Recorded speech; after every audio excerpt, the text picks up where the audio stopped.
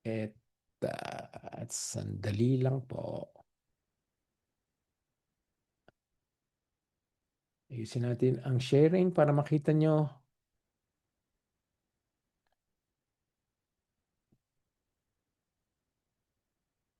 At eto na tayo. Ready na po. Pag meron pong questions, sana po mag-participate tayo. At ganoon din po, meron kayong pagkakataon na mag-question kung hindi po malinaw, merong gusto kayong linawin o meron kayong idagdag, pwede po. Pwede kayong magtanong, magtaas ng kamay, mag-interact o magbigay po ng mga reactions.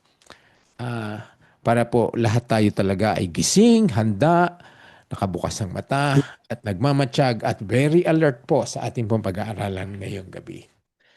Thank you everyone, and Pastor Alvin, ready na kami. Iyan, magandang gabi po sa atin po muli. Salamat po sa pagkakataon nito. Sorry, hindi po ako nakagawa ng slide pero tinulungan po ako ni Pastor Noel. Okay, iyon po. Uli, hawakan po natin ulit yung mga physical Bible natin kasi may mga verse po tayong babasahin. And pwede po ako manalangin muna saglit para sa pag-aaral nito. Let's pray. Panginoon, salamat po Diyos sa gabi po nito. Minsan pa, kami humingi po ng iyong tulong at gabay, pangunawa, Lord, kaliwanagan sa mga salita po ninyo, naming pag-aaralan. Kayo po, Diyos, ang siyang kumilos at panguna, maparangalan po kayong maitaas po namin kayo. Tulungan niyo po kami, Panginoon, hindi lamang ito marinig, kundi may pamuhay po namin. At ano naman po ang nais mo, Lord God, ay magawa po namin ayon sa iyong kalooban. Salamat po muli. Pagpalain mo kami sa gabi na ito sa pangalan ni Jesus. Amen. Ayan. Okay, good evening. Okay, bago po tayo magsimula, meron akong icebreaker ulit. Okay. Icebreaker, pampagising. Kung pwede pong i-on yung cam, mas maganda. Tapos may mga, ano po, pati yung audio. Ngayon, kung maaabala at may bata, okay, wag na po. Pero sa iba, hinihiling ko po na mag-participate. Ano lang po ito, maikli lang. Isang mabilis lang po ito na game na meron pong kinalaman sa ating pong pag-aaralan. Tatawagin ko po itong gift or gawa. Sabihin niyo po sa akin kung ang babanggitin ko ay gift. Ibig sabihin, ito ay parang kaloob o niregalo po sa atin. Tapos gawa naman, ibig sabihin, kung ito ay pinaghirapan po ninyo, pinaghirapan natin, o kaya naman ay kailangan pagtrabahuhan. Malinaw po ba? Gift or gawa lang yung babanggit po ninyo. Ayan, gift or gawa. Okay, may mga babasahin po ako na mga pangyayari. Tapos sabihin niyo po ito, mabilis lang, kung ito ay gift or gawa. Okay? Okay po. Lahat po ito, pangalahatan po ito, pwede po sumagot. Okay, para lang magising ng konti. Halimbawa, okay, magbabanggit na po ako, sabihin niyo kung gift o gawa. Malinaw po ba yung instruction ko? Malinaw. Malinaw po. Okay, birthday. Gift or gawa? Sagot. Sagot kayo. Gift. Gift? Ha? Sweldo.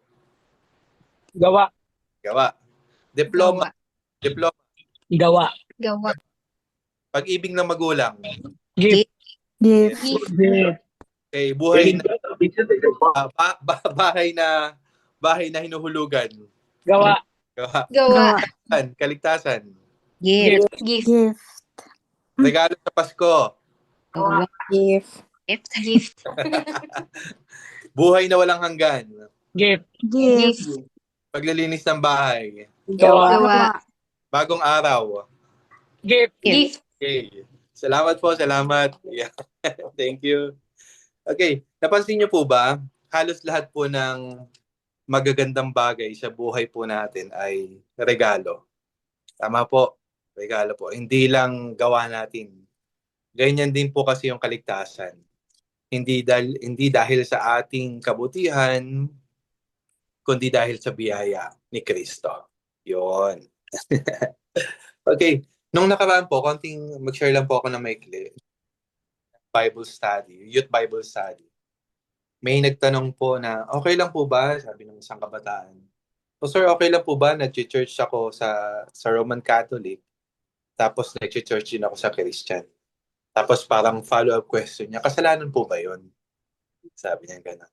So napaisip ako ng konti lang. Sabi ko, para malaman nating kasalanan, unang-una, dapat alam muna natin yung katotohanan. Yan. Dapat po talaga, kasi sabi ng Bible, if you know the truth will set you free. Bago po ako magpatuloy dito po sa ating pag-aaral, maganda po itong topic na ito at napakalaking bagay na maintindihan po talaga ng maraming Kristiyano. Kasi marami po naguguluhan, marami ay talagang yung tawag dito para namang naaabuso o kaya naman yung iba ay hindi talaga nila lubos na pinaniniwalaan at meron pa silang dapat gawin. Ngayon, meron lang po akong tanong kung nailagay po ni Pastor Noel.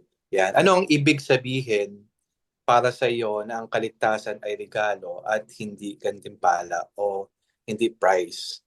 Pwede po bang pakisagot po ng kahit mabilis or kung sino po yung po pwede? Bago po ako magpatuloy.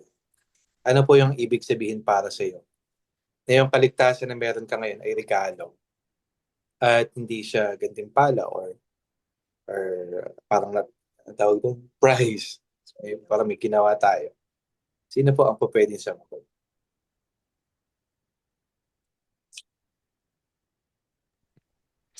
Sagot po, maraming may alam niyan. Wala po tayong kinalaman sa natin, Pastor. Sige po, Kuya Jun. Nawala. Kuya Jun, pakiulit. Sabi ko po, ang kaligtasan po kasi wala tayong kinalaman o wala po tayong contribution sa pagiging ligtas natin, kundi galing lang po yan sa Panginoon. Yes. Tama. Meron pa po. Ikaw, Labi. Sila. Meron pa? We have... Wala akong maipagmamalaki. Wala ni katiting na ipagyayabang ko na ako ngayon ay Kristiyano, o ako ngayon ay born again, o ako ngayon ay mananampalataya. Wala akong maipagmamalaki. Dahil regalo lang pala. Regalo lang yan. Malaking regalo. Sige po. Ikaw, si wife yung sasabihin. Sa akin po, na dinifferentiate ko kung ano yung gift, saka po yung gift and gantimpala, Or prize. reward or prize. Yung gift po kasi una kong naisip na yung regalo, nagpe-prepare ko ng regalo para sa mga inaanak ko without expecting something in return. Binibigay ko yun ng bukal sa aking kalooban dahil sa pagmamahal ko sa kanila. But yung gift, ay yung reward naman po, kay Sabio minsan, pagka meron siyang very good na nagawa, sumunod siya, o kaya patient siya, meron siyang reward po sa amin. So yung sa salvation po, indeed regalo po siya ng Diyos at act po ng love niya para sa atin. Kusang loob na mula sa Diyos. Wala po akong naging anumang magandang performance para pagkalooban niya ng buhay na walang hanggan. Ito'y dahil sa habag po niya sa atin. Pero yung reward naman po, isang bagay o resulta sa effort po ng tao. And marami na po akong na-receive ng mga earthly gift. Saka nagbigay din po yun sa akin ng kasiyahan, talaga pong kagaanan sa loob. Pero nung lumipas yung panahon na luma, nasira rin po siya. Mga bagay po na yun. Yung gift po na salvation mula sa Diyos, yung isang bagay po na nagbibigay sa akin ng comfort para hindi po ako matakot sa kamatayan. To live is for Christ and to die is gain. Yun po. Wow. Okay, tapos na tayo. Okay. Wow. Okay po. Kanina kasi nabi ko, sumagot ka, nag-prepare siya ng sagot niya. Wow. Okay po. Mahalaga po na maintindihan talaga ng bawat Kristiyano po. Kasi ako talaga noon, gulong-gulo po ako rito. talagang mabigat para sa akin parang fully maintindihan yung grace. Pero dahil sa biyaya ni Lord, unti-unti, pinaunawa niya po talaga kung gaano kahalaga na maintindihan po natin ito. Karaniwan po sa mga Roman Catholic, sasabihin na pareho lang naman daw ang pinaniniwalaan nila sa pinaniniwalaan po natin. Pero ang tanong, pareho nga ba? Paano maliligtas ang isang taong makasalanan? Ang sagot po nila sa pamamagitan ng paggawa ng mabuti. So lumalabas po na hindi talaga pareho yung paniniwalaan nila sa pinaniniwalaan natin. Naniniwala po kasi tayo na hindi maliligtas ang sinumang tao sa pamamagitan ng paggawa ng mabuti. Pero papaliwanag po natin na hindi naman sinasabi na hindi na tayo gagawa ng mabuti. Ngayon, tulad po ng nakita po natin ng mga nakaraan, from verses 1 to 3, imposible po naman kasi na ang isang taong patay spiritually at nagpapatuloy sa paggawa ng kasalanan ay makagawa po ng parang sapat-sapat na kabutihan o perpektong kabutihan para siya ay maligtas. Imposible yun kasi dead in sin tayo, patay tayo sa kasalanan. Ngayon, kailangan daw na merong kalakip na mabuting gawa tulad ng pagdalo sa mga seremonya sa simbahan. Ito yung beliefs po nila, no? Dati, ganito yung paniniwalaan natin. Kailangan mabuti, tulad ng pagdalo sa simbahan, paglilimos sa mahihirap, at iba pa para maligtas. So, lumalabas na faith plus works yung sistema ng kaligtasan. Pero yan po ba yung tinuturo ng salita ng Diyos? Sa salvation, faith plus works equal salvation? Kaya sobrang linaw po ng Ephesians from 6 to 7, lalo na yung 8 to 10, para maunawaan po natin na mali ang tinuturo ng Roman Catholic tungkol sa kaligtasan. Pakinggan po natin mabuti yung salita ng Diyos mula sa verse 6 hanggang verse 8. Let us read dito po sa ating text ngayon. Sabi po dito sa verse 6, dahil sa ating pakikipag-isa kay Kristo Jesus, tayo'y muling binuhay na kasama niya upang mamunong kasama niya sa kalangitan. Ginawa niya ito upang sa darating na mga panahon ay maipakita niya ang di masukat na kasaganahan ng kanyang kagandahang loob sa kabutihan niya sa atin sa pamamagitan ni Kristo Jesus. Verse 8, sapagkat dahil sa kagandahang loob ng Diyos, kayo ay naligtas sa pamamagitan ng pananampalataya. At ito'y kaloob ng Diyos at hindi mula sa inyong sarili. Hindi ito bunga ng inyong mga gawa, kaya't walang maipagmamalaki ang sinuman. Kung ano tayo ngayon ay gawa ng Diyos. At sa pakikipag-isa natin kay Kristo Jesus, ay nilikha niya tayo para sa mabubuting gawa na inihanda niya noong una pa man upang gawin natin. Yan, pinagpala po ng Panginoon yung salita po niya. So dito po sa verse 6, kung sasama pa natin yung verse 5, makita po natin dito yung ating union with Christ, yung pakikipag-isa po natin kay Kristo. Hindi lang lahat ng gawa ng Diyos sa text na to ay all of God. At wala tayong participation o contribution, malino po yan. Kundi ine-emphasize po dito ni Paul na lahat ay gawa ng Diyos. Lahat na gawa ng Diyos sa verse na ito ay nakakabit kay Kristo. Mahalaga po yun na nakakabit kay Kristo. Ibig sabihin, outside with Christ, wala talaga tayong magagawa. So dito po sa verse 7, na ang pagtrato po sa atin ng Diyos ng kabaitan ay nakakabit kay Kristo. Yan, in kindness, sabi dito, toward us in Christ Jesus. Kung ano po yung pagtrato ng Diyos sa kanyang anak, yun din yung sa atin. Imposible po na hindi maging mabait ang Diyos sa atin kung paanong imposible hindi siya magiging mabait kay Kristo. Talagang kung ano po ang pagtingin ng Diyos kay Christ, ganoon na rin yung pagtingin sa atin. Kasi nga, si Kristo na po yung nakikita sa atin. Again, tulad po ng paulit-ulit nating binabanggit, mula sa chapter 1, kung nasundan po natin yung pagtuturo, ito po yung parang theology na nababalot o mystery po na sinasabi ni Paul, yung union with Christ.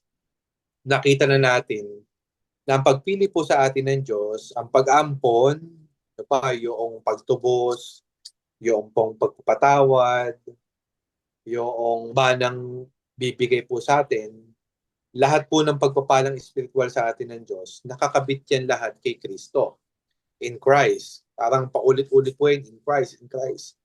Paulit-ulit. Ngayon, dito rin po sa text natin, yung gawa ng Diyos sa pagliligtas sa atin ay nakakabit kay Kristo. Yan. Doon po tayo iikot. Yung mga salitang ginamit po dito ni Paul ay nag-i-indicate na ito ay mga gawa ng Diyos na hindi niya ginawa at hindi niya magagawa apart from Christ. Sinasabi po ni Paul, talagang apart from Christ, malibang hiwalay tayo, hindi po ito magagawa.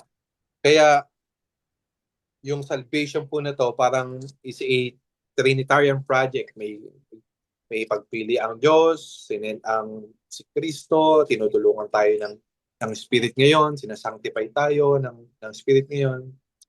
So talagang parang doon pa lang po pinapaliwanag ni Paul kung gaano kahalaga ito, yung gawa ng Trinity po sa atin. So malinaw na wala tayong anumang kaligtasan apart from Christ. Kahit anong gawin natin, wala po talaga tayong magagawa. Pero dahil kay Kristo, dahil siya'y muling nabuhay, meron din po tayong buhay. Di lang po yon.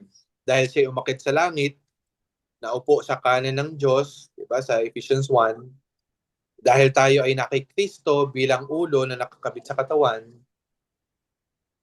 ay spiritually speaking, nasa langit na rin po tayo kasama ni Kristo. Hindi lang buhay ang ibinigay sa atin ng Diyos, kundi po karangalan. Ang sabi po diyan. Kaya sabi dito, dahil sa pakikipag-isa kay Kristo, tayo'y muling binuhay na kasama niya upang mamunong kasama niya sa kalangitan. Okay? Meron ding karangalang ibinigay po sa atin. Dati tayo ay patay. Pero ibinangon ng Diyos para magkaroon po tayo ng buhay. Dahil sa kasalanan, nasadlak tayo, hindi lang sa guilt ng kasalanan, kundi maging sa kahihiyan po nito. Ngayon, sa pagbangon po at pag-akyat ni Kristo, kasama tayo na pinarangalan ng Diyos. Gawa ng Diyos lahat po yan. Kumbaga, yung tanging naiambag natin, ano po yung naiambag natin? Malaking kasalanan. Yun po yung nagawa natin. Kaya nangangailangan po ng pagliligtas ng Diyos. Ngayon, ano yung purpose ng Diyos sa pagliligtas po sa atin? Hindi sa anumang katangian o gawa natin ang pwedeng maging focus po ng pagliligtas ng Diyos sa atin. Kumbaga, hindi po kasi tayo yung bida pagdating sa kaligtasan, kundi ang Diyos yung bida dito sa kaligtasan na ito. Kung sino siya at kung ano ang gawa niya, ang dapat po nangingibabaw sa buhay po natin. Ito naman po kasi talaga yung layunin po ng Diyos, hindi po ba, na makita po natin o dinidisplay po dito yung layunin ng Diyos. Sabi nga po dito po sa verse 7, ginawa niya ito upang sa darating na mga panahon ay maipakita niya ang di masukat na kasaganahan ng kanyang kagandahang loob sa kabutihan niya sa atin at sa pamagitan ni Kristo Jesus. Yan, in the coming ages. Ibig sabihin, meron po, kumbaga sa pelikula para maipakilala na siya ang bida, kumbaga sa isang teatro para mailagay yung spotlight sa kanya, para makita po natin na mas maliwanag kung sino siya, kung gaano kayaman ang biyaya niya. Sabi nga po sa English, the immeasurable riches ng kanyang grace. At sabi po ni Paul, hindi lang pumayaman ang Diyos sa awa at biyaya, kundi hindi masukat ang yaman ng kanyang grasya. O sabi po sa 7, hindi masukat. Ang net worth po ng pinakamayaman sa Pilipinas ngayon ay si Manny Villar. Meron po siyang 17.2 billion US dollar. Ganun po siya kayaman sa Pilipinas. Tapos diyan po sa Australia, sino po pinakamayaman sa Australia? Kilala niyo po? Pastor Noel. Sunod po si Kuya Diyos. Sunod si Kuya Jun, ano? Okay. Ang pinakamayaman po sa Australia ay si Gina Reinhart. Tama po ba yung pronunciation ko? Gina Reinhart. Meron po siyang 38.11 billion Australian dollar. Okay. Ngayon, sa buong mundo, sinong pinakamayaman? Si Elon Musk. Yan. Ang net worth po niya ay 431 billion US dollar. Grabe po no na baga napakayaman. Pero ito yung maganda, ito yung nakakamangha. Gaano man sila kayaman, nasusukat pa rin yung yaman nila. Yan. Pero ang yaman po na biyaya ng Diyos para sa atin, hindi kayang sukatin. Amen po ba? Hindi kayang sukatin. Immeasurable. Kaya sabi ni Kuya Jun, si Pastor Noel, I believe, syempre, pinakamayaman si Pastor Noel, ni Kuya Jun, lahat ng DOCC pinakamayaman. Okay? As po sabi dito, immeasurable yung yaman po niya binigay sa atin ng Diyos eh. Kumbaga, pag nakaharap mo si Elon Musk, no, gaano karami yung yaman mo? Meron kang 431 billion dollar. Susukat pa rin yan. Ngayon, tatanungin ka niya, ikaw, ano ang yaman mo? Immeasurable. Immeasurable. Baka pagtawanan ka ni Elon Musk, ano? Pero, ito yung kayamanan na meron po tayo, sabi po ng Panginoon. Immeasurable. Tanong po ako. Yan. Second question. May panahon po ba sa buhay mo? Yan. May panahon ba sa buhay mo na sinubukan mong pagtrabahuhan ang pagmamahal o pagpapatawad ng Diyos? Okay. Can you share? Meron po bang naging panahon, naging bahagi ng buhay mo na sinubukan mong pagtrabahuhan yung pagmamahal o pagpapatawad ng Diyos sa paanong paraan? Yan po.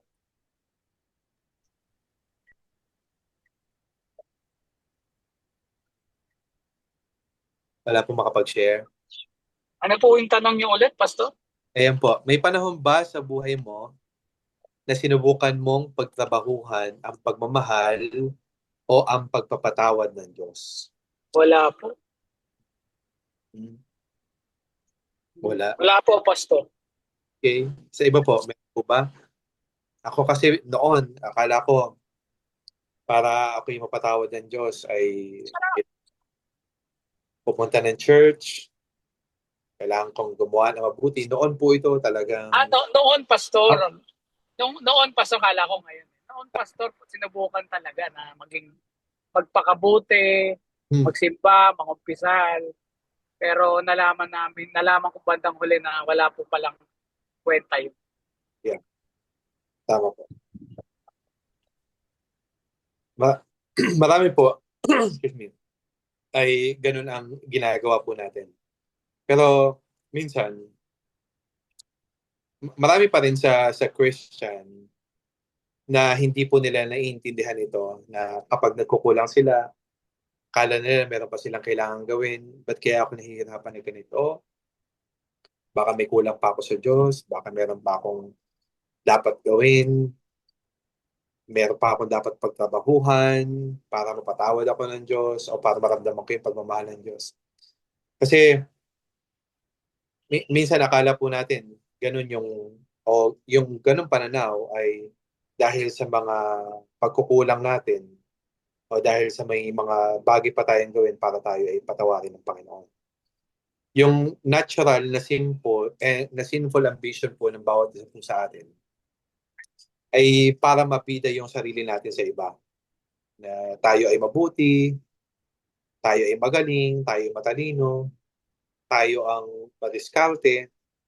Pero iniligtas po tayo ng Diyos para ibaling yung hangarin natin o yung puso natin to be alignment with the Lord, with the passion of the heart of God. Ano yon? To display His glory, di ba? Para maparangalan po yung Diyos eh. Nakita po na natin yan sa chapter 1 pa lang na yung ultimate goal ng Diyos sa pagbibigay po sa atin ng mga spiritual blessings. Kaya nga sa chapter 1 verse 6 sabi po dito, hindi ko na po naisama niyan.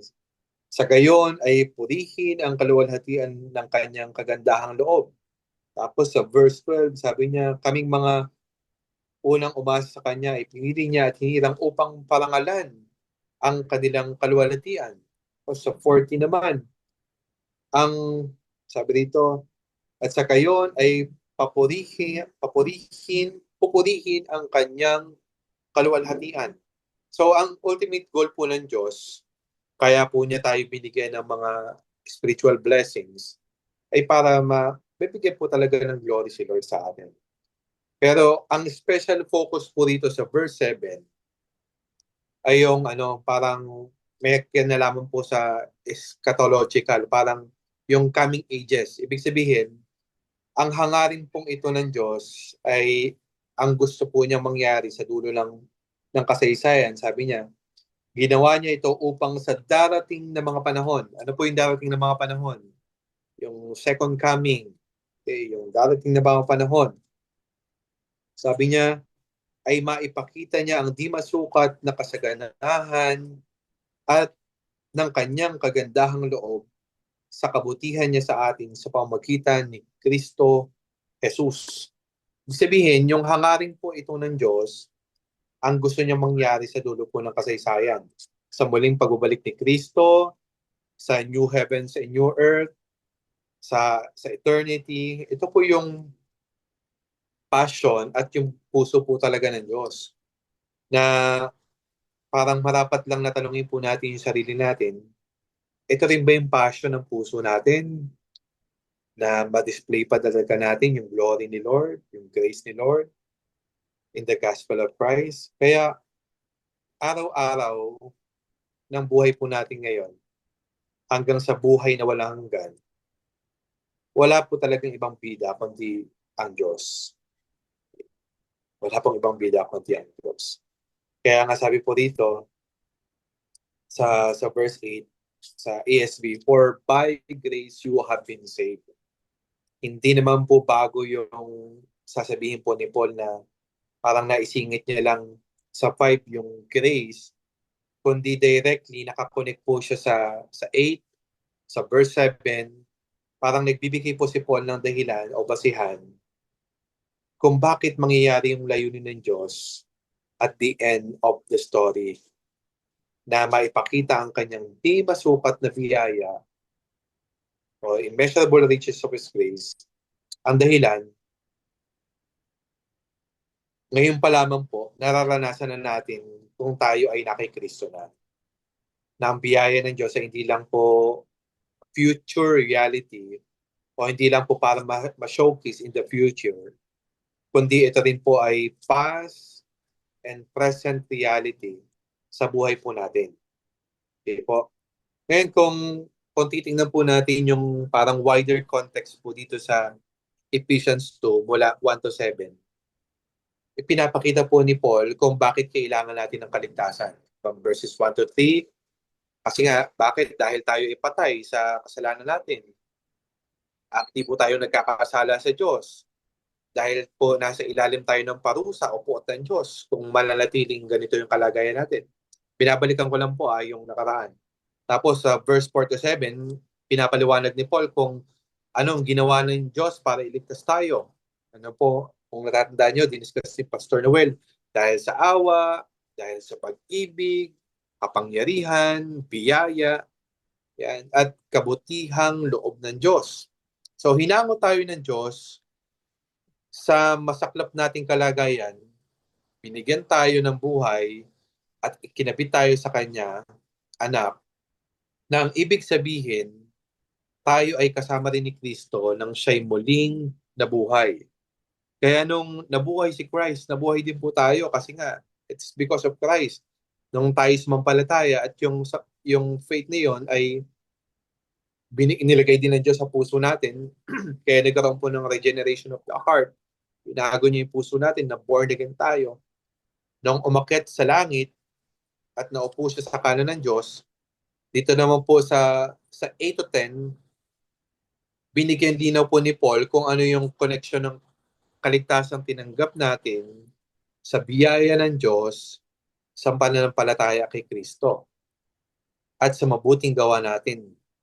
So, salvation, yung kaligtasan, yung biyaya po at pananampalataya at gawa, yan po yung tinitingnan natin, o yung connection po na yan, kung gaano po kalaga yung connection na yan sa isa't isa. Kaya dito po sa verse 8, sabi po dito, sapagkat dahil sa kagandahang loob ng Diyos, kayo ay naligtas sa pamamagitan ng pananampalataya at ito'y kaloob ng Diyos at hindi mula sa inyong sarili. Ngayon, paano po natin sasagutin yung tanong na to? Paano tayo naligtas? Diba? Ang sagot, naligtas tayo dahil sa biyaya ng Diyos sa pamamagitan ng pananampalataya kay Kristo. Sabi po ni Paul, for by grace you have been saved. Yung salvation po ay past. You have been saved. Na ibig sabihin po yung salitang save o iniligtas, nangangahulugan ay inirescue po tayo ng Diyos from danger. From danger. Of course, hindi po ito hindi po ito physical danger yung pinag-uusapan po dito, kundi yung spiritual misery na kinalalagyan natin dahil sa kasalanan. Pinango tayo ng Diyos mula sa miserableng kalagayan natin sa kasalanan at mula sa kapahamakang naghihintay sa atin sa parusa po ng Diyos. So, ligtas na tayo. Ibig sabihin, safe na from danger kapag po ginagamit yung salitang salvation dito po. Minsan ito po ay tumutukoy sa pangkalahatang gawa ng Diyos. Ibig sabihin, from eternity past up to eternity future, iniligtas na po tayo ng Diyos. Ibig sabihin, from eternity past, nandun po yung pinili tayo ng Diyos, tapos kaloob po doon yung historical past. Ano po yun? Ibig sabihin, from yung atonement, yung redemption, o yung pagtubos po na ginawa ni Kristo. Tapos, kasama din doon yung personal past. Ibig sabihin, yung regeneration. Binago po ng Diyos yung puso natin, na born again. Conversion, yung justification, pinawalang sala po tayo ng Diyos. Tapos, ano pang ginawa? Reconciliation, adoption, yun, inari tayong anak ng Diyos. Tapos ngayon, yung salvation present, ibig sabihin, being saved. Ngayon, ano pong ginagawa po ng Diyos sa atin? We are being sanctified. Tinuturuan po tayo ng Diyos. Iniingatan po tayo ng Panginoon yung ating pong kaligtasan. Hanggang po doon sa future salvation. Ibig sabihin, yung coming o yung second coming ni Jesus, yung resurrection from the dead, yung glorification, hanggang doon iniingatan po tayo ng Panginoon. Ganun po yung tinrabaho ng Diyos yung ating pong kaligtasan. Kaya, ang ginamit po ni Paul dito ay perfect tense. Ibig sabihin, hindi lang po siya past tense. Of course, parang past tense din siya, pero yung pinalayo na tayo ng Diyos sa kasalanan, pinatawad na, at di na pananagutin sa parusang nararapat sa atin. Yung po yung justification. Ibig sabihin, perfect tense po talaga to. Pero kita po natin dito na yung emphasis po ni Paul, yung perfect tense po na past tense with continuing and abiding result sa harap ng Diyos ay itinuturi tayong walang sala, tuwid na, at nananatili ang ganitong kalagayan natin araw-araw and for all eternity. Kaya nga, sabi po ng Roma chapter 8 verse 1. Meron po tayo diyang text. Roma 8:1. Yan. Sabi po dito, there is therefore, ano po sabi doon? Now no condemnation. Diba? Wala nang condemnation sa lahat po ng nakipag-isa kay Christ. So, naligtas tayo at nananatili tayong ligtas at we cannot be unsaved. Yan. Kaya ngayon, sabi dito, hindi na hahatulan ng kaparusahan ang mga na kay Kristo Jesus. Amen. Hindi na po tayo hahatulan ng Panginoon. Kasi parang sinasabi ng iba na sobrang higpit o sobrang sama naman ng Diyos, sobrang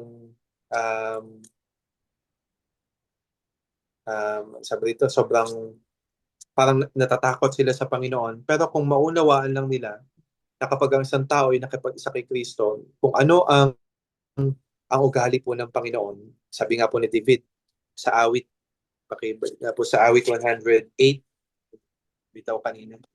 Ano ba ang awit 108 verse 8 to 14? Ang Panginoon ay mahabagin at matalungin, hindi madaling magalit at sagana sa pagmamahal. Hindi siya palaging nanunumbat at hindi nananatiling galit. Hindi niya tayo pinarurusahan ayon sa ating mga kasalanan. Hindi niya tayo ginagantihan batay sa ating pagkukulang. Dahil kung gaano man kalaki ang agwat ng langit sa lupa, ganon din kalaki ang pag-ibig ng Diyos sa mga may takot sa Kanya. Kung gaano kalayo ang silangan at kanluran, ganon din niya inilalayo sa atin ang ating mga kasalanan.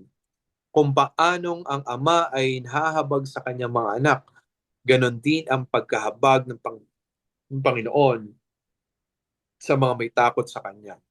Dahil alam niya ang ating kahinaan, alam niyang nilikha tayo mula sa lupa. So, grabe po yung grace ni Lord, na kung sa tuwing sabi nga nagkakasala tayo, mas lalong lumalaki yung grace ni Lord. Pero that doesn't mean na meron tayong lisensya gumawa ng kasalanan. Kaya nga, grace is the ground basis of our salvation. And paano pong mangyayari yan? By grace. Kapag sinabi pong grace, ibig sabihin, yan po yung kabutihan ng Diyos na ibinigay niya sa mga hindi karapat-dapat tumanggap nito. Ang karapat-dapat po sa atin, ano sabi ng Romans 6:23? Ay kamatayan, for the wages of sin is death. Pero sa halip na yon ang ibinigay sa atin ng Diyos, buhay po na walang hanggan. Sabi po ng dulo, but the free gift of God is eternal life. Ang libreng regalo ng Diyos ay buhay na walang hanggan. So, wala ni isa man po sa atin, mga kapatid, ang karapat-dapat iligtas ng Diyos. Bawat isa po sa atin ay nararapat lang itapon ng Diyos sa impyerno. God is holy, righteous, kung gagawin po niya yun. Ang tanging basihan para maligtas tayo ay wala sa sarili natin, kundi nasa Diyos po mismo. Nasa biyaya ng Diyos. Kaya, yung righteous requirement po ng God and yung His justice ay nasatisfied noong inako po ni Kristo yung mga kasalanan natin at yung parusang nararapat po dito ay yung kanyang kamatayan sa krus. Ngayon, nagkaroon po ng faith, pananampalataya. Ito po yung naging instrumental means ng ating kaligtasan. paano ngayon dumadaloy po sa atin yung biyaya ng kaligtasan na pinagtrabaho sa krus para sa atin? Ang sagot po natin sa text is through faith, sa pamamagitan ng pananampalataya. Ito po ay kontra sa pinaniniwalaan po ng Roman Catholic na infused ng grace o sa pamamagitan po ng mga sacraments tulad ng binyag, misa, o pagtanggap ng communion. Meron po silang parang concept o sacramental theology na ang tawag po ay ex opere operato. Salita po siyang Latin na ang ibig sabihin po ay by the work. Ibig sabihin, sa pamamagitan po ng pagsasagawa ng mga ito, kung ito ay validly perform, kahit ano pa ang moral condition o action tatanggap nito, meron itong visa para dumaloy po o yung grasya ng Diyos. Kaya kailangan daw nilang binyagan para ang sanggol ay maligtas, o kaya naman nagsisimba sila kahit hindi nila maintindihan yung mensahe ng pare. Basta nakatanggap sila ng ostya, dumadaloy na raw yung biyaya ng Diyos sa kanila. Pero naniniwala po tayo dito sa means of grace ng Panginoon, yung baptism and Lord's Supper at yung preaching of the word. Pero hindi ito automatic. Kailangan po ng response ng recipient tayo bilang ano po yun, yung pananampalataya. Hindi ito ginawa o gagawin ng Diyos ng ibang tao para sa atin. Tayo ang sumampalataya o sasampalataya. Pero hindi po nangahulugang ito na ginawa natin ito parang ambag natin sa grasya ng kaligtasan. Tandaan po natin, ito ay instrumento po ng Diyos para sa ating kaligtasan. Hindi tayo iniligtas sa pamagitan o hindi tayo iniligtas ng pananampalataya natin. Iniligtas tayo ni Kristo sa pamamagitan ng instrumento ng pananampalataya. Ibig sabihin, yung faith po ay nagko-connect to Christ na para pong isang tubo na nakakabit sa water tank na hindi dadalo yung tubig kung walang tubo. Kaya nga, sabi po ng Ephesians 1:13, sa pamamagitan ni Kristo, kayo rin na nakarinig ng salita ng katotohanan ng magandang balita na nagdudulot ng kaligtasan. Okay? So, nagdudulot po ng kaligtasan at sumampalataya sa Kanya ay pinagkalooban ng ipinangakong Espiritu Santo bilang tatak ng pagkahirang sa inyo. So, nung narinig mo yung gospel, pinaniniwalaan mo ba tong totoong mabuting balita ng kaligtasan? Kung oo, mainam po. Pero hindi pa yun yung pananampalataya. Ang tanong, nagtitiwala ka ba kay Kristo at sa ginawa niya sa krus na siyang sapat na basihan para ikaw ay maligtas? Meron po ba tayong ganyang pananampalataya? Kung wala, ibig sabihin, hindi ka pa ligtas. Hindi ka pa nailigtas kung hindi doon nakadepende yung kaligtasan natin o yung pananampalataya po natin.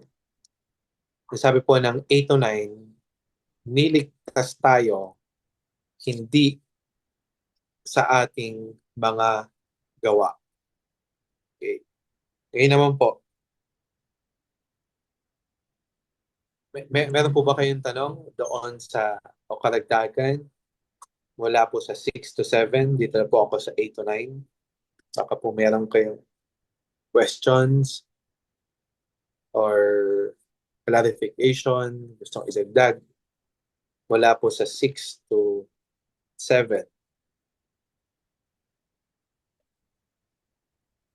Kung wala po, ay ditiretso ko po dito sa 8-9. Ngayon naman, tingnan po natin yung connection po ng kaligtasan ng gawa natin at ng biyaya po ng Diyos. Ito sa ikalawang bahagi po ng verse 8 to 9, at ganito po natin dapat sagutin yung tanong na, kung gayon, masasabi ba nating naligtas tayo sa pamamagitan ng sariling gawa natin? Ang sagot, syempre hindi. Hindi tayo maliligtas sa pamamagitan ng sariling gawa natin. Sabi po ng 8 to 9, sapagkat dahil sa kagandahang loob ng Diyos, sabihin, kagandahang loob ng Diyos, it is by grace, kayo ay naligtas sa pamamagitan ng pananampalataya. At ito'y kaloob ng Diyos at hindi mula sa inyong sarili. Hindi ito bunga ng inyong mga gawa, kaya't walang may pagmamalaki ang sinuman. Yan. So wala tayong may pagmamalaki. Salvation, ang kaligtasan ay hindi po sa gawa po natin. Ang sabi po dito sa mabuting balita, hindi mula sa sarili, hindi bunga ng inyong mga gawa. Tapos sa Biblia, ito po yung sabi, ito ay hindi sa pamamagitan ng inyong sarili, hindi sa pamamagitan ng mga gawa. Ibig pong sabihin, malinaw na ang kaligtasan po natin ay hindi bunga o resulta ng mabuting ginawa natin sa anumang katangian po na meron tayo. Wala pong anumang nakitang magandang katangian si Lord sa atin, ang Panginoon sa atin, para tayo iligtas. Hindi dahil ikaw ay mabait, hindi dahil ikaw ay magaling, hindi dahil ikaw ay matulungin, hindi dahil ikaw ay nag-church, kaya ka ipinili ng Diyos na maligtas. Wala po. It is all because of Christ.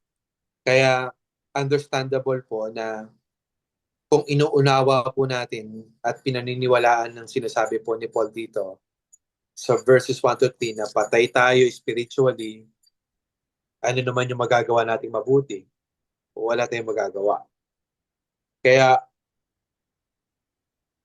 sabi po ng Roma chapter 8 verse 8. Ano po ba dyan? Roma 8:8.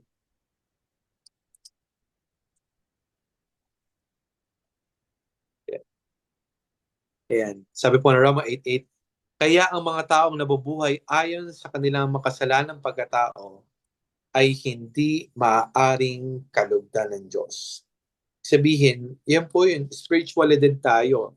Spiritually dead. Ano ba ang mga gawa natin? Di ba, pag-rebelde sa Diyos, ano pa, pagsunod sa takbo ng mundo, pagsunod sa pamaraan ng dyablo, pagsunod sa sariling nasa ng puso po natin. Ibig sabihin, lahat yan ay taliwas sa nais ng Diyos.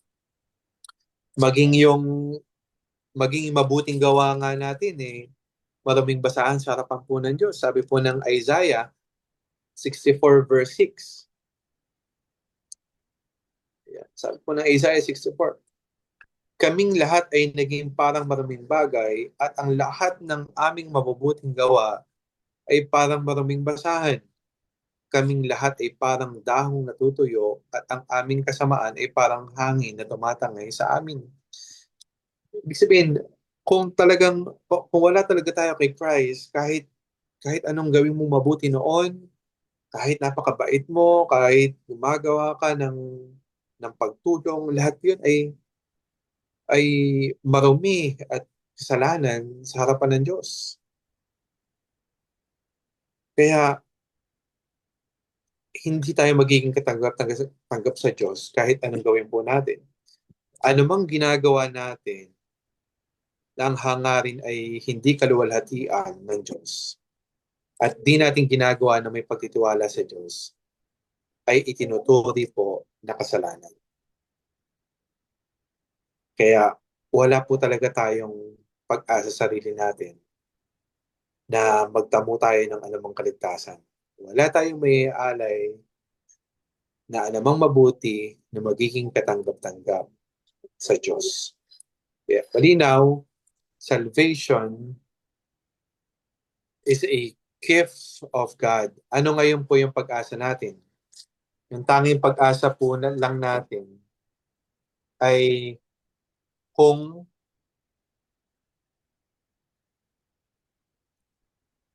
ipagkakaloob po sa atin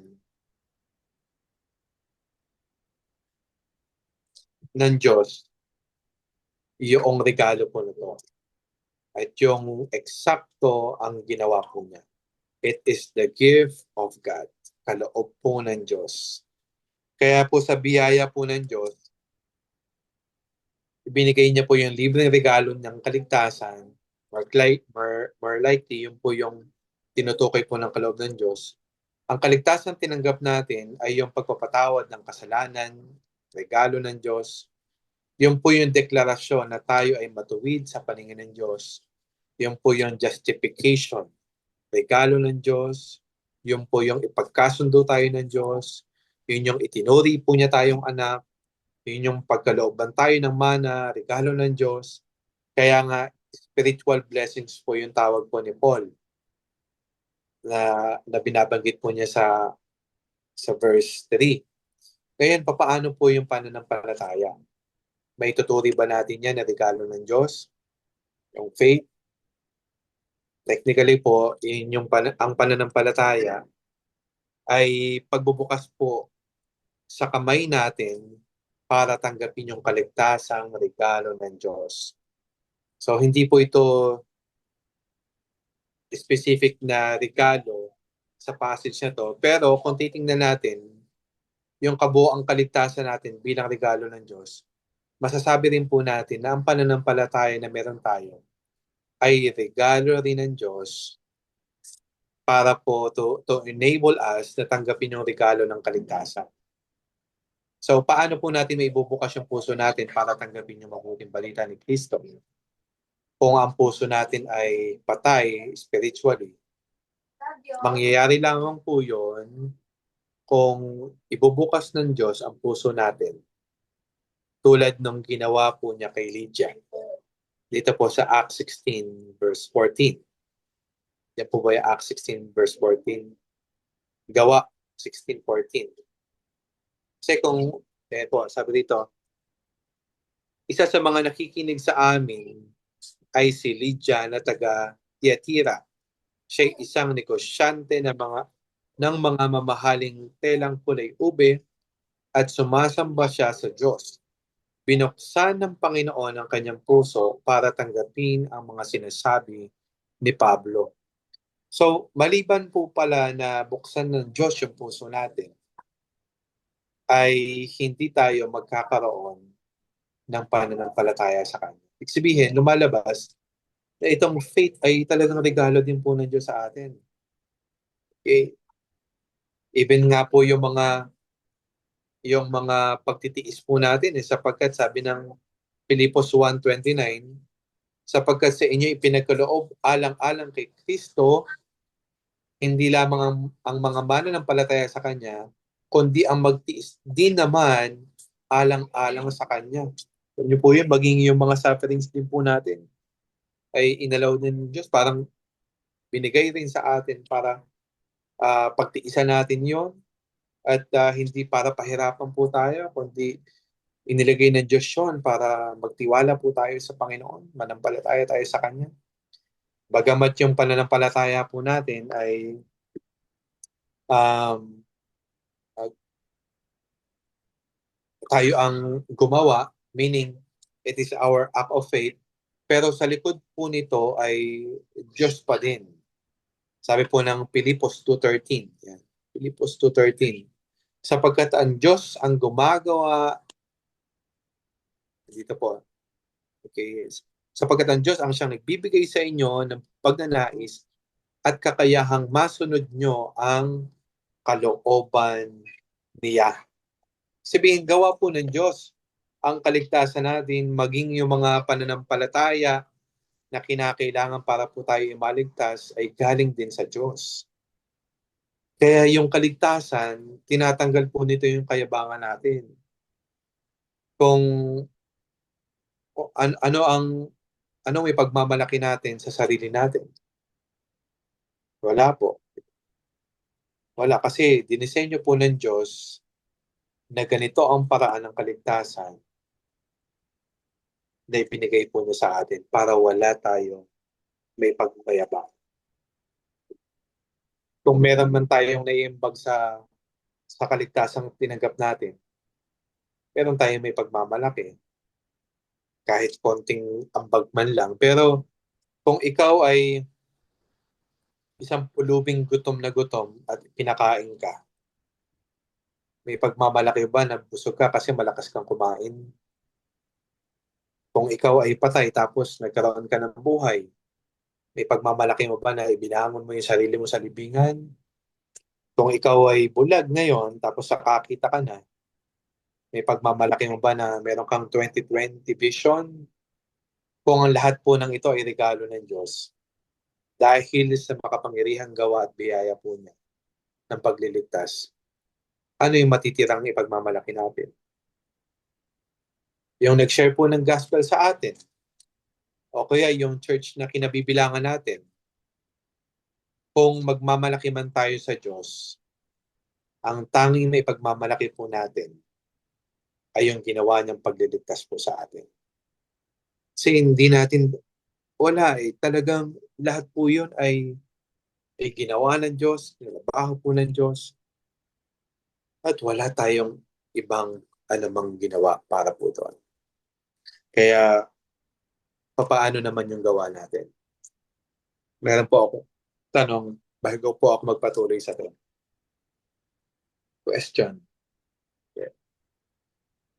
Sabi po sa talata, tayo ay nilalang kay Kristo para sa mabubuting gawa. Sa tingin mo, ano ang isang mabuting gawa na gusto ng Diyos gawin mo ngayon?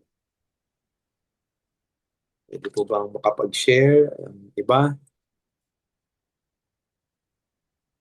Ano kaya yung isang mabuting gawa na gusto ng Diyos gawin mo ngayon?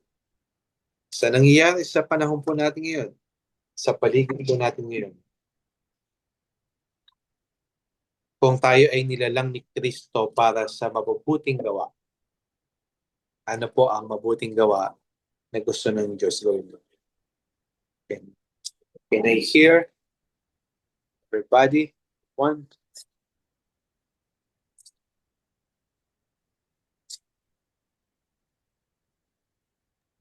Da da da da. Ano po? Eh, Pastor Alvin Cha po. sige po, Sister Cha. For me po yung i-share po yung gospel na ipakilala si Jesucristo sa iba upang maranasan din po nila yung relasyon kay Kristo na meron tayo. Yun po. Yes po. Thank you, Sister Cha. Ayun ang pinakamabuting gawin talaga. Na i-share po ang gospel. Ano pa po? Meron pa ba tayong ibang sa tingin niyo po na mabuting gawin na gusto ng Diyos gawin mo ngayon? Maganda yung sagot ni Mayang sa sa window chat. Sabi niya, mamuhay na ayon sa kalooban niya. Yes. Tama. Ngayon po sa nangyayari, ngayon po dito sa Pilipinas, kung aware po kayo, kakaroon po ng sunod-sunod na lindol, halos Luzon, Visayas, Mindanao na. At ngayon parang nag-assess po sila ng cancellation ng ibang face-to-face na pasok kasi nga baka daw dumating yung the big one, lindol. So, ito ay parang magandang paalala rin ng Diyos upang ang tao talaga ay manumbalik. This is the time, perfect time talaga. Lahat naman ng panahon ay magandang panahon para ibahagi yung mabuting balita. Talagang kailangan po ng tao madinig ang gospel in any means, social media man ito, o sa kalsada man ito, trabaho man ito, kapitbahay, lahat ng paraan ay talagang gamitin po natin na isang mabuting gawain para i-share ang gospel po. Yes. Meron pa po ba? Meron pa kayong sa tingin na nakikita nyo po na dapat pa natin gawin mabuti? O sinasabi ng Diyos sa'yo ngayon na dapat mong gawin?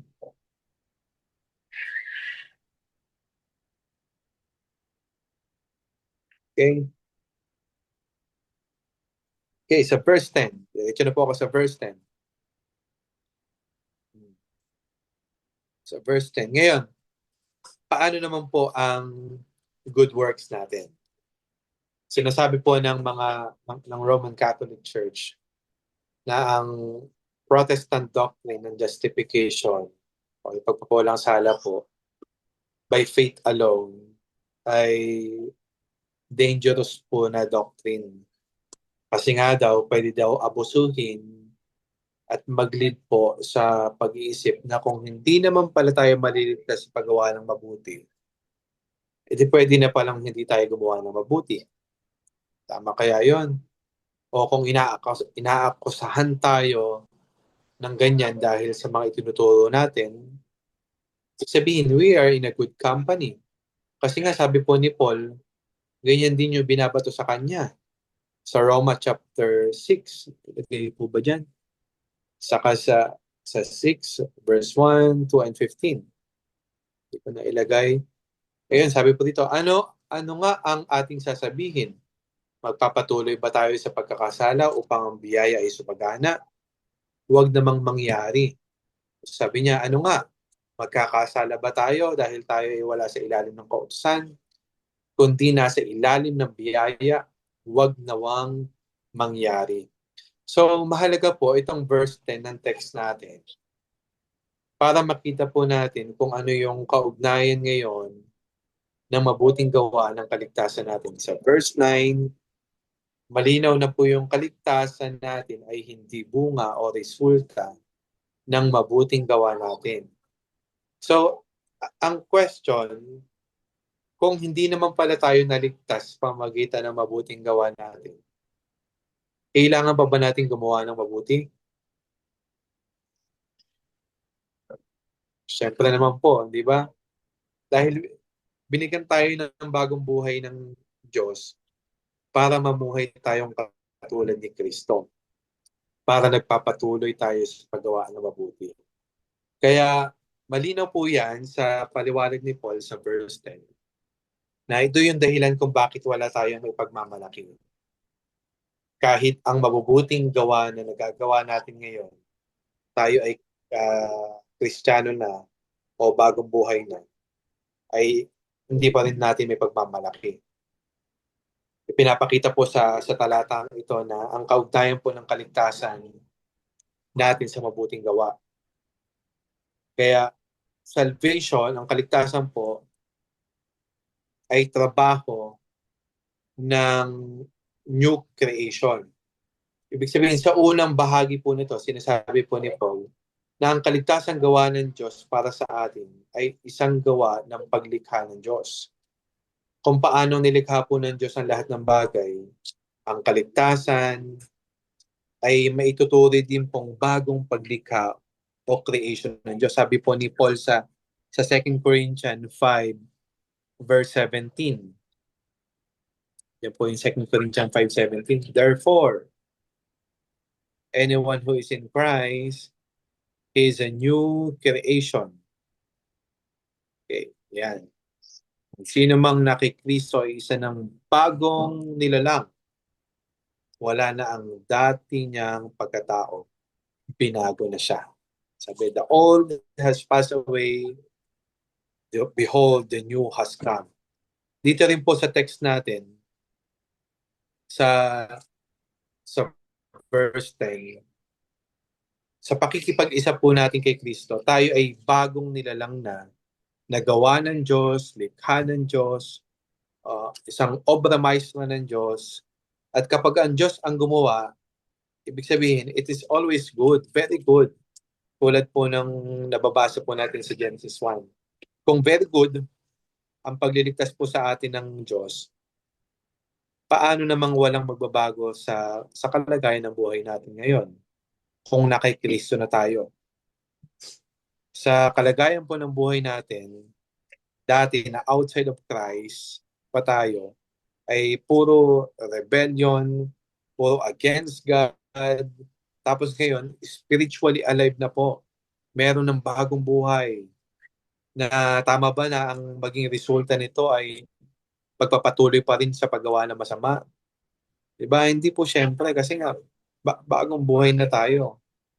Totoo na nag-i-struggle pa tayo sa kasalanan, pero hindi pwede na yung bagong buhay na meron tayo ay hindi po magdulot ng pagbabago sa buhay natin. Kumbaga, di ba, pag kinakamusta tayo, kamusta ka na brother, kamusta ka na sister? Ano ba ang sagot natin? Ito, tulad pa rin ng dati. Ito, ganun pa rin. Di ba, hindi na ganun eh, kundi ito, sa biyaya ng Diyos, patuloy na nagbabago, patuloy na binabago. Kasi nga, hindi po pwedeng walang magbago kapag binago na tayo ng Panginoon. Dahil kung walang mangyayaring pagbabago sa buhay mo, walang pagmamahal sa Diyos, walang pagsunod sa Diyos, na-enjoy mo pa yung mga kasalanan, baka kaya yung dahilan ay wala pa talagang bagong buhay. Hindi ka pa born again, hindi ka pa genuinely converted, hindi ka pa talaga ligtas. Kaya yung kaligtasan, nagdudulot po siya ng mabuting gawa. Hindi po tayo gumagawa para tayo ay maligtas. Ito ay bunga na lamang ng kaligtasan. Kaya ang mabuting gawa po natin ay bunga ng kaligtasan natin. Iniligtas tayo ng Diyos dahil sa biyaya niya, hindi para abusuhin natin yung biyayang iyon at magkaroon po tayo ng lisensya para gawin ang lahat ng gusto natin gawin kahit na ito po ay taliwas sa mabuting kalooban ng Diyos. Niligtas po tayo ng Diyos para maging malaya tayo, magkaroon tayo ng kakayahan, ma-empower tayo sa paggawa ng mabuti, at ito po ang nais ng Diyos sa atin. Kaya, yung kaligtasan ba na sinasabi mo na meron ka ay nagbubuti na mabuting gawa? Kapag walang bunga, sabihin peke. Hindi totoo ang sinasabi mong profession of faith. Ang salvation ay design ng Diyos from eternity past to eternity future. Kung tayo man po ay totoong na-affirm yung totoong Kristiyano, na baptized, naging member ng church, aktibong gumagawa na mabuti, hindi man perfectly, but genuinely. Okay po, hindi man perfectly, pero genuinely gumagawa po tayo ng mabuti. Sa paglilingkod sa church, makikita mo yan, yung mga naglilingkod sa church, sa pagmamahal sa pamilya po natin, hindi lang sa church mabait, pagdating sa pamilya, hindi. Sa pagtulong sa mga nangangailangan, can that be a cause na magyabang tayo sa part natin? Syempre hindi. Lahat po ng good works na yon, tinutukoy ni Paul, na ginagawa din po natin, ay resulta ng kaligtasang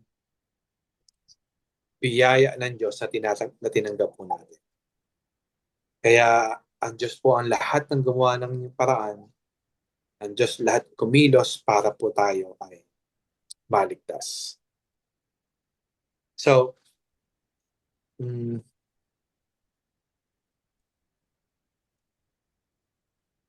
kaya kung napagtatagumpayan mo man yung mga kasalanan mo ngayon at nakakasunod ka sa mga utos ng Diyos, not perfectly, but growing in Christ-likeness, yun ay dahil po sa gawa pa rin ng Diyos sa puso mo. Wala po tayong may pagmamalaki sa kabuuan ng salvation na tinanggap natin, election, ang regeneration, ang conversion and justification, adoption, lahat po yan ay biyaya po ng Panginoon sa atin. Kaya yan po ay mabuting balita ng kaligtasan. Dito na po ako mag-i-end. Parang tanungin lang po natin sa sarili po natin. Ito bang gospel of grace of God ng salvation na pinaniniwalaan mo? Kasi posible na ilan po sa atin o kaya may tayo na pumupunta sa church kasi tingin nila na ito yung paraan para maging katanggap-tanggap sa Diyos. Hindi po tayo pumupunta sa church para maging katanggap-tanggap po tayo sa Panginoon. Tama po. Pumupunta tayo sa church kasi ay yun yung resulta ng kaligtasan po natin. Ito ay resulta ng pagkilala po natin sa Panginoon. Kasi kung ang tingin natin, kaya tayo pumupunta sa church para tanggapin tayo ng Diyos, ibig sabihin, nakatingin pa rin tayo doon sa ginagawa po natin. Sabihin, yung kaligtasan mo ay by works pa rin. Kaya, naniniwala ka ba na may kakayahan kang gumawa ng mabuti para maligtas? Naniniwala ka ba na wala kang magagawa sa sarili mo at tanging pag-asa mo ay si Kristo lang na tagapagligtas? Sumasampalataya ka ba kay Kristo para lang sa iyong kaligtasan? Kung yun yung mga pananaw natin, well, ibig sabihin, umaasa pa rin po tayo sa grasya ng Diyos, sa biyaya ng Diyos. Yan po yung mga dapat nasa puso po natin. So, yun po. At ito na po ako magtatapos. Ito po yung biyayang ibinigay natin o ibinigay sa atin ng Diyos. Not because we deserve it, kundi dahil sa grace ni Lord, dahil sa biyaya lang ng Diyos ito. Ang biyaya ng Diyos na nagliligtas sa atin ay ang biyaya rin ng Diyos na bumabago po sa buhay po natin. At yun lamang po at pagpalain po tayo ng Panginoon. Mr. Noel.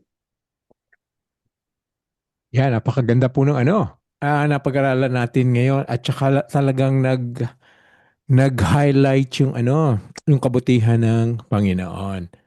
Ang maganda po itong itong verse 10 talaga yung last na diniscuss ni Pastor Alvin. So, dito po lahat pala tayo yung ginagawa natin ngayon, ginagawa nating mabubuti ngayon, pagtulong, pag-involve sa church, pag-attend ng mga Bible studies, pag-attend ng mga prayer meetings. Lahat ng ginagawa nating mabuti ngayon, yun pala ay itinalaga ng Diyos noon pa. Noon pa, bago pa tayo nilikha, bago pa tayo pinanganak, itinalaga niya na pala sa atin yon. So kung ano man ang ginagawa natin ngayon ay nakaset na, itinalaga na. Parang hinintay na lang tayo na kumilos at gawin yung mga mabubuting ginagawa natin ngayon. So napakagandang kaalaman yan. Na ano man ang ginagawa nating mabuti ngayon, dapat naman meron ng idea ang bawat isa kung ano ang dapat na mabuti at kung ano matatawag nating mabuti na ginagawa natin ngayon. Dapat po naging malinaw na sa atin yon kasi mas magandang alalahanin, isipin ngayon yung mga ginagawa nating mabuti ay itinalaga ng Diyos na gawin natin. So kung tayo man ay nahihirapan ngayon, maraming challenges sa ministry works, sa mga ginagawa natin sa pamilya, sa relasyon, sa mga tao, kahit ito pala'y mahirap. Kung alam nating mabuti, ay dapat ipagpatuloy at magkaroon tayo ng marami pang motivasyon. So Pastor Alvin, meron akong tanong sa kanila para dito sa verse 10. Tanungin natin, sana mag-ano po kayo mag-participate dito sa verse 10.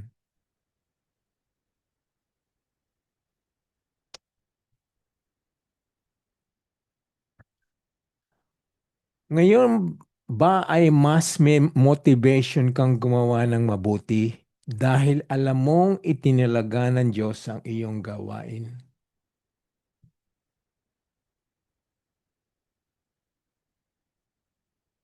Mas motivated pa kayo ngayon? Pagpalagay nyo na, magbuhat nito ngayong gabi to. Kasi nga na-explain na ni Pastor Alvin yung mga ang ating tayo ay na-born again, naging Kristiyano upang gumawa ng mabuti.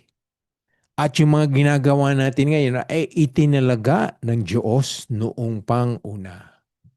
Would that help you be motivated more to continue the good things that you are now doing.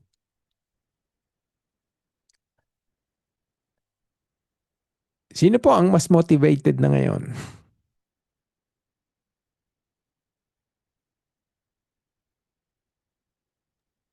Pastor, ako po. Yes, siya. Yes po, mas nakaka-encourage po gumawa ng mabuti as a result po ng kabutihan ng Panginoon sa atin. Kasi ito po ay nanggagaling sa Kanya at nakakataba po ng puso na sa dami-dami po ng tao is isa ka or isa tayo sa mga pinili niya upang gawin po itong napakamabuting gawain na nagbumula po sa Kanya. Yun lang po. Yeah. 'Di ba yung nga pong knowledge at saka revelation would help us do more for God. Kahit po may mga challenging, mas mahirap. Mas maraming balakid. Kaya ang ganda ng sagot ni ni Cha. Sana naman po mayroong pang sagot yung iba. Ako po nakikita niyo yung mga sinishare natin mga photos, lalo na po yung hindi naman sa tinataas natin yun lang DOCC Pampanga. Pero nakikita niyo po kahit umuulan, bumabagyo, may baha, tuloy pa rin ang gawain. Umaattend pa rin sila. Halos doon nga napansin ko parang halos gabi-gabi merong gawain. At saka lahat sila umaattend. Siguro yung motivation ng Ephesians 2 chapter 10 ay isang magandang encouragement na nagtutulak sa kanila na ituloy yung gawain, pangsimbahan, gawain ng Panginoon, gawaing mga mabubuti kahit napakahirap.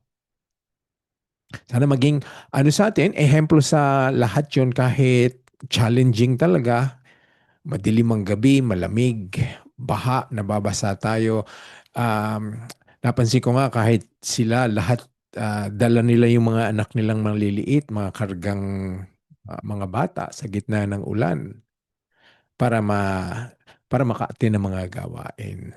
So isa pang magandang magandang paalala sa ating lahat. Kayo naman po, ano pong motivation nyo?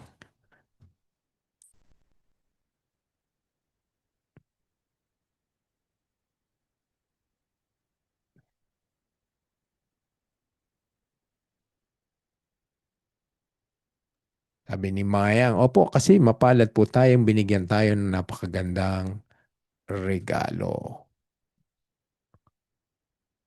Ganda ng ng explanation natin ngayon. So wala po tayong maipagmamalaki. Lahat ng ang kaligtasan natin ay biyaya, regalo, wala tayong contributions, walang anuman sa atin na nagbigay ng credit para tayo ay maging Kristiyano.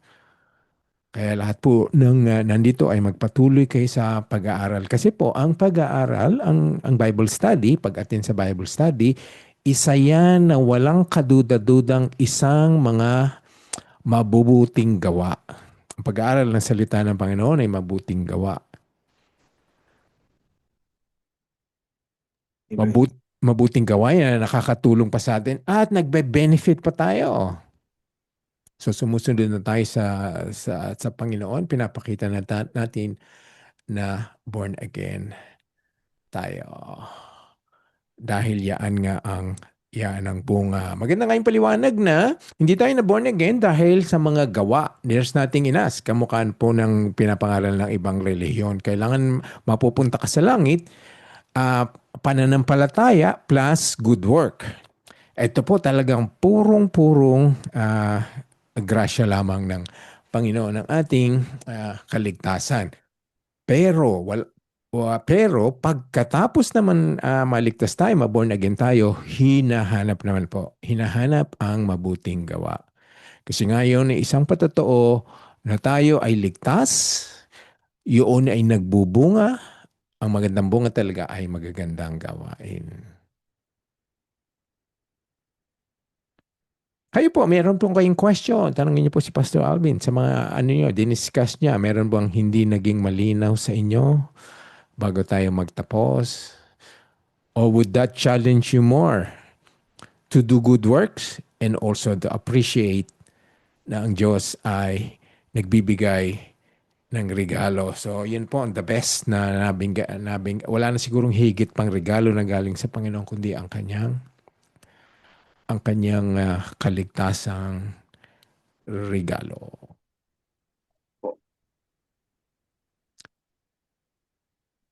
Contribution, addition, questions.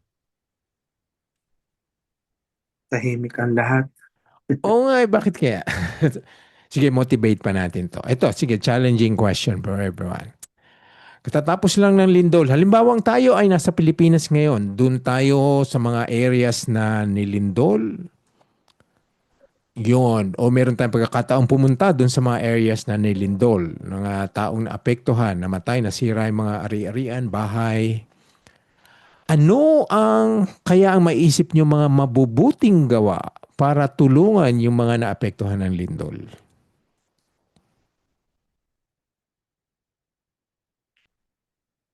Ano pa naiisip nyo?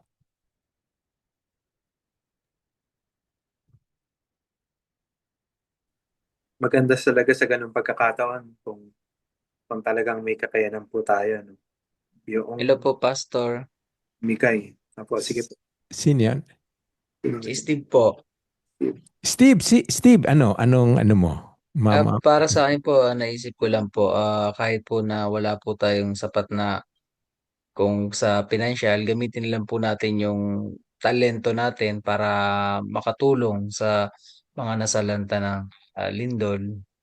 Like, kung simpleng mga feeding po program ho, tapos yung mga pinaglumaan na damit kasi sa mga nawalan ng ano bahay at sa shelter ganun. Simpleng feeding program po. Ganun. Yeah. Mimigay ng free food, free water. Opo. Yeah. Oho. Thank you po. Maganda yan. Kayo naman po, marami naman kayo maiisip na ginawa. Yung maganda yung sinabi ni Steve. Free food, feeding program. Sino pa? Renilda, ikaw may sabihin? Bago tayo magtapos po, let's have some Pastor, yung sa akin po, Pastor, kasi yung mga kapatid ko is taga Davao po sila. Ang, ang ginawa ko lang po, Pastor, is pinag-pray ko na lang po sila, Pastor, kasi hindi na sila andito po ako sa Manila, nasa Davao po sila. Yun lang po yung nagawa ko, Pastor. Isa na namin sila ng araw-araw.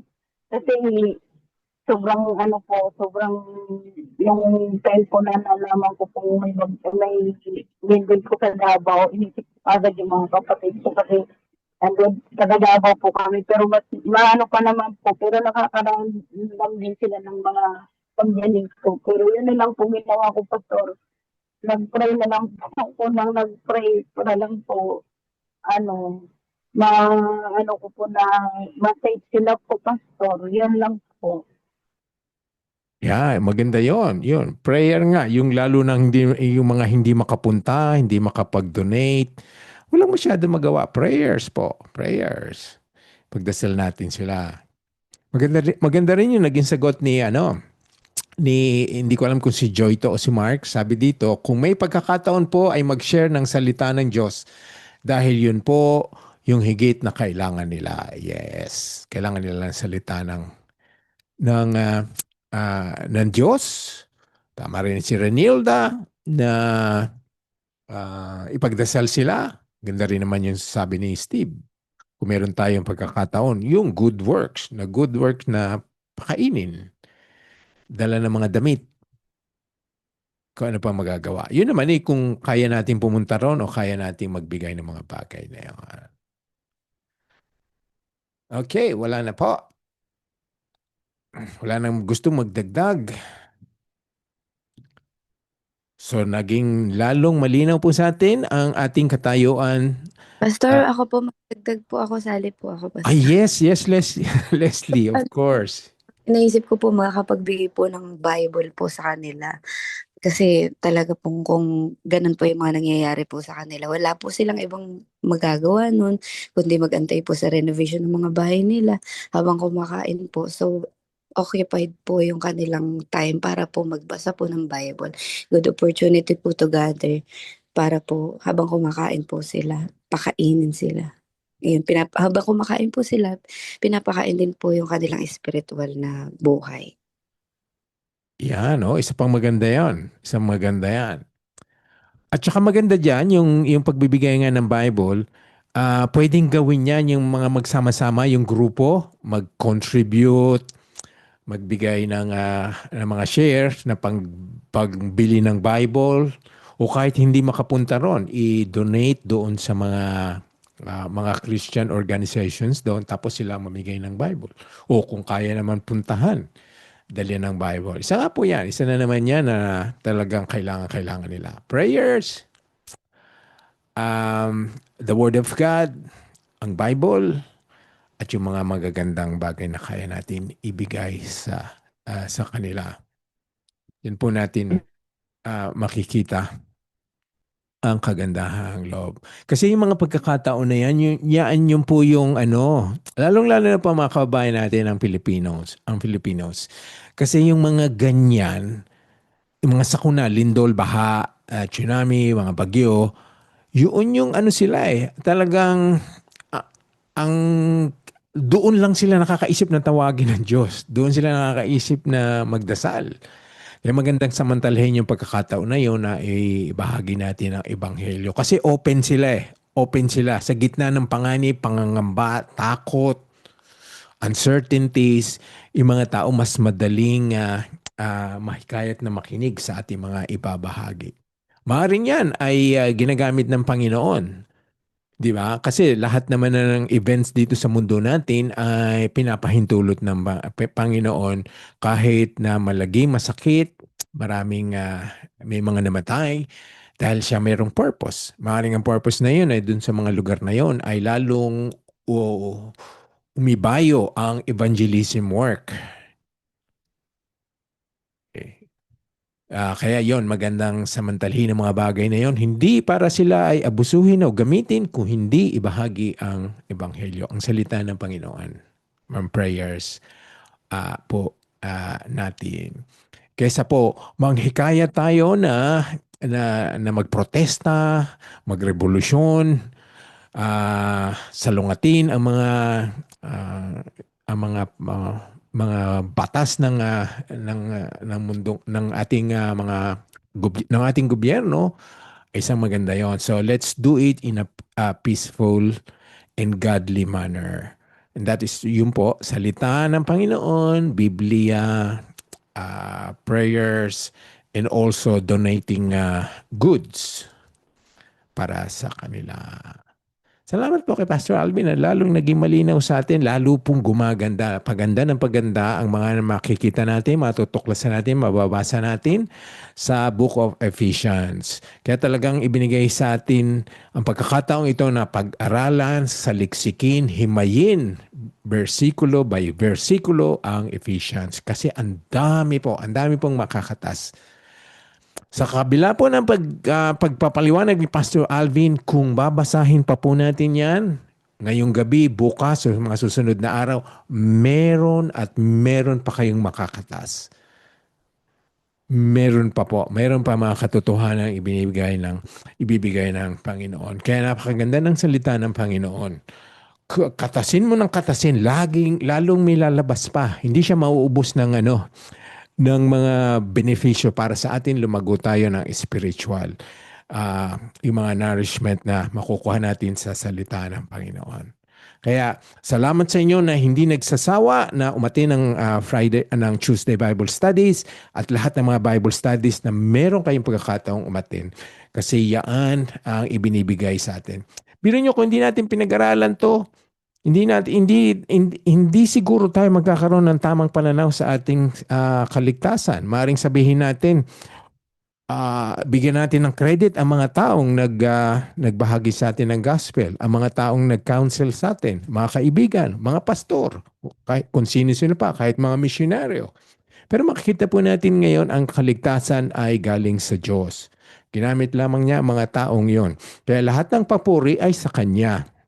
Of course, pinapasalamatan natin ang mga taong tumulong sa atin para maliwanagan tayo sa salita ng Panginoon, sa Ebanghelyo. Pero ang Diyos, ang author, siya ang nag-umpisa, siya ang nag-design, siya ang nagbahagi, siya ang nag-utos, siya ang nagpadala, siya ang gumawa ng paraan para tayo lahat ay maligtas. Salamat po sa inyong lahat. Hopefully po, maka-attend pa tayo ng another Tuesday Bible Study. Magkita-kita ulit tayo sa Martes kasi marami na naman pong bago at napakagandang mga revelation na kakatasin natin. At minumungkahin natin na invite your friends and loved ones kasi ito po ay para sa kaalaman ng lahat. Lahat po ay kailangang madinig ang mga bagay na ito. Mga dati ng Kristiyano, bagong Kristiyano, hindi pa Kristiyano, wala pang alam sa Biblia, hindi pa alam ang Ebanghelyo, hindi pa kilala si Jesus. Lahat po ito ay masasakop. Masasakop po ang ating dinidiscuss sa Book of Ephesians. Again, thank you very much, Pastor Alvin, for the beautiful discussion tonight. Sa inyong lahat, thank you po. And naitalaga po ngayong gabi na si Cherry Bo ang mag-close in prayer. Ready na tayo, Cherry. Good evening po. Let's place ourselves in the presence of God. Father God, pinupuri ka namin. Papuri sa iyo, Panginoon. Itinataas namin ang iyong dakilang pangalan. Salamat, Lord God, sa gabing ito. Thank you, Lord, for tonight, sa pagbibigay mo ng pagkakataong makapagsama-sama kami upang mapag-aralan ng Biblia, mapag-aralan ng iyong salita. Salamat sa karunungan at kalakasan ni Pastor Noel at ni Pastor Alvin. Salamat sa kanilang walang sawang paglilingkod sa inyo at sa amin. Thank you, Lord, for your grace. Salamat, Panginoon, sa napakarami mong gift sa amin, lalong-lalo na sa regalo ng kaligtasan. Yeah. Thank you, Father God, sa kaligtasan at tulungan niyo po kaming patuloy na kumapit at manampalataya sa iyong anak na si Kristo. Panginoon, itinalaga mo po kami upang maging mabuti. Send your Holy Spirit for us to always do what is righteous and pleasing to you. Tulungan mo po kami, Panginoon, mapalago pa ang aming pananampalataya. Buksan mo po ang aming mga puso. Lord God, dalangin po namin ang patuloy na kaligtasan ng bawat isa. Naway tumigil na po, Lord, ang sunod-sunod na paglindol sa Pilipinas. Proteksyonan niyo po, Lord, ang tahanan at buhay ng aming mga kapatid at ang bawat isa sa Pilipinas. Guide us, Lord, in our everyday life. Guide us in our duties and jobs. Lord, always remind us that as we serve our people in our job, we are serving you. Give us healing, Father God, physically, emotionally, and spiritually. Father, you know our needs and the desire of our hearts. Naway ma-align po ang aming mga kagustuhan sa iyong mga kagustuhan. Panalangin namin, Panginoon, ang maayos at peace na pahinga for tonight, Lord God. Be with us and be our protector. And tomorrow, please give us strength as we wake up and as we continue our duties, and allow us to share and apply your good news. All this we ask in Jesus' name. Amen.